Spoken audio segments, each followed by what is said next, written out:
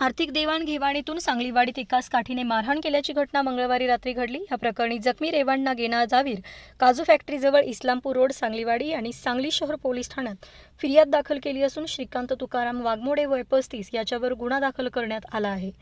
फिर्यादी यांनी संशयित श्रीकांत वाघमोडे याच्याकडून 1 वर्षापूर्वी 5,000 रुपये उसने घेतले होते। ते पैसे परत देण्याकरिता फिर्यादी 2 जुलै रोजी रात्री 10:15 वाजता गेले असता फिर्यादी आणि संशयित आरोपी यांच्यामध्ये पैशाच्या देवाणघेवाणीवरून वादावादी झाली आणि संशयित आरोपी हा फिर्यादी यांना शिवीगाळी करू लागल्याने फिर्यादी यांनी संशयित आरोपी याला तुझे पैसे मी देणार आहे असे म्हणाले असता संशयित आरोपी याने तेथेच पडलेल्या काठीने फिर्यादी यांच्या डाव्या हाताच्या मनगटावर तसेच खांद्यावर आणि दोन्ही पायावर काठीने मारहाण करून जखमी केले आहे। म्हणून उपचारानंतर फिर्यादीने सांगली शहर पोलीस ठाण्यात तक्रार दाखल केली असून श्रीकांत वाघमोडे याच्यावर गुन्हा दाखल करण्यात आला आहे।